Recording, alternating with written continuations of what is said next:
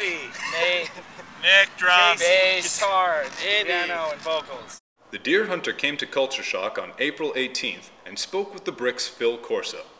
They said that they were releasing the currently untitled third of 6 acts on June 23rd. But when asked if they were keeping the working title, Kicking Ass and Hanging Out, they said, No, that's hanging out. Do you plan on bringing back any more demos from? No, absolutely. Absolutely not. Any upcoming tours in the works? Yes. Yeah. We're going out with Me Without You in June. The Deer Hunter recently acquired Nate Patterson, former guitarist from the receiving end of Sirens, to play bass. When asked how Nate's audition has been going, they said, fucking awesome. Cut the camera. A mess. No, it's great, man. No comment. How's the switch from guitar? It's been very natural. I'm playing with all amazing players, so it makes it really easy. I thought you were going to say all my fingers. I'm playing with all my fingers, so it's pretty familiar.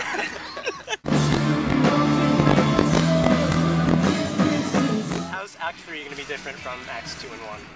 I think that, like, tonally, it sounds a little bit more similar to Act 1 than Act 2, and I guess it's just more to the point.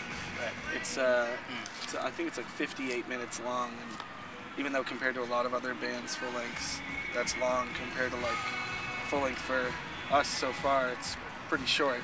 It's like 23 minutes shorter than the last one, but I feel like it goes even further into different places than the last one did. So I don't know, it's more to the point, and it's more, I don't know, what do you think? Yeah, I think just the undertone of the record tends to be a little darker, but there's still really equally uplifting moments on the record, you know? Because, I mean, the storyline behind this record has to do with war and stuff, what we were talking about earlier. Yeah. Yeah, I think it's a really visual album too. Yeah. I mean, just listening to it, you can get a picture of the songs and where they're trying to place you.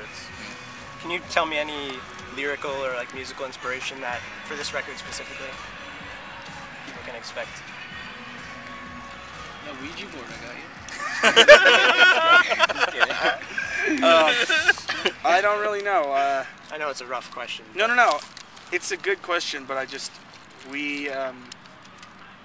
we don't really like listen. I especially do not listen to much music when I'm making a record, so that nothing subconsciously like slips in from another band. But I don't really know. I know that the one inspiring thing I can think of was the movie The Adventures of Baron von Munchausen. I don't know if you've seen it. Yes.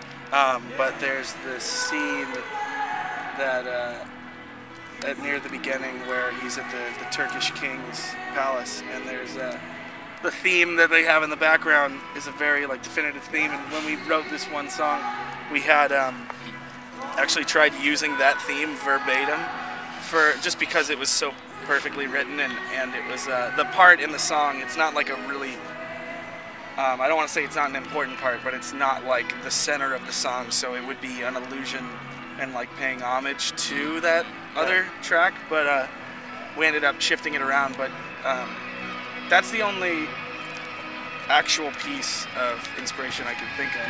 Yeah, or really anything that we referenced in making that album, you know? Right. Or like a sounder. Other than that, I think we just watch a lot of movies and read a lot of books. All right. The band recently released a video confirming their new manager under the alias of Shannon Shockwater, and commented to the Brick. Dude, we're rolling in the dough now. Are you serious? Everyone's got Gold chains Yeah, in the van. Yeah, in our van. Yeah. Gold chains. That's our bus. That's it. In a bin. But actually, Andrew Cook, who was Shannon Shockwater, is our real manager now, and he's awesome. I mean, we've had bad luck with managers before, so he's a good. Are you guys still pursuing that Colors EP? Yeah, at some point. It'll get done. It's just Timing. when you're touring for so many days out of the year, and then you finally get time off, and you know the only thing you have to do in the next 6 months is make a record, a full length for a label. You kind of like your free time. So the few days of free time we've got haven't been devoted to doing that. So it'll be at some point when there's more time to just relax and be creative. With 2 full-length albums and 1 demo already released, the Deer Hunter was asked which songs they enjoyed playing the most. I like, I'll start off. I really like City Escape. And then on the new album, there's this song called, I don't even know how to pronounce it. Then don't try. What is it? Incata Venetum? Yes. Yeah. That song I freaking love. I think for me, I am so excited to just play newer songs that I really, when I'm playing any song, I enjoy it on stage, but at the decision point where we're like trying to figure out what songs to play, I just don't like, it usually is the way that it goes, is I don't like what we've done before, now that we've done something new. And I think that's how it goes for every band probably, is you just kind of get tired of your older material. Yeah. And I know it's maybe different for me because some of the older songs have been around for me for like 5 years, but at the same time, I think it's exciting to play really new material that no one's heard and see people react to that instead of seeing people react to something they already know. Try and describe to me if you have any specific writing process when you write your stuff, or if it's just anything goes.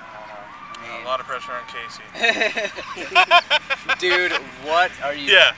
So what's this next song gonna sound like?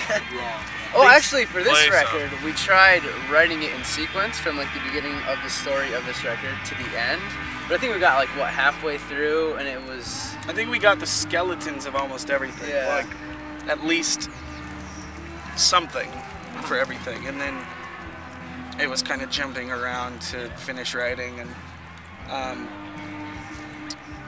I mean, as far as this record, almost all of it was written with us in a room and then just me behind a piano.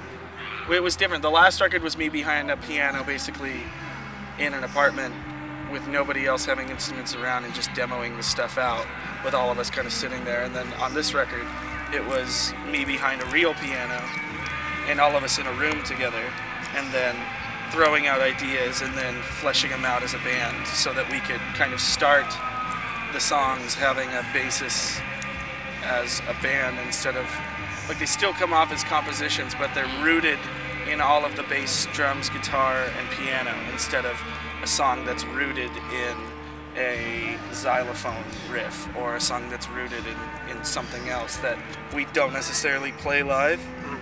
So all of these songs on the new record have a very comfortable transition to playing them as a band.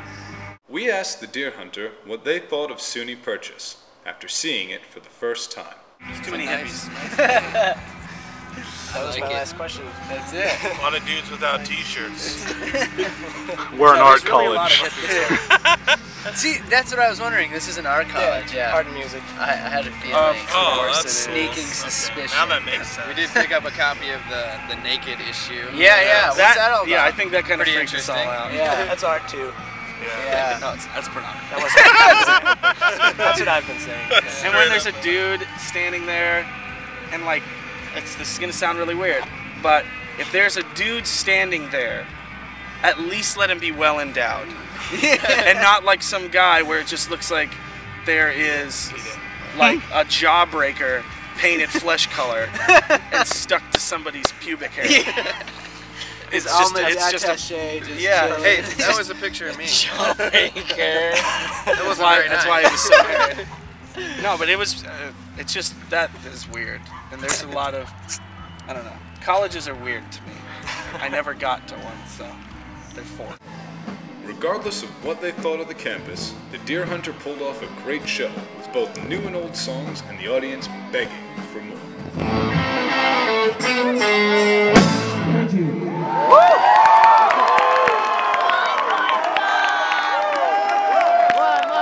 I'm Kyle Parker with Phil Corso for The Brick.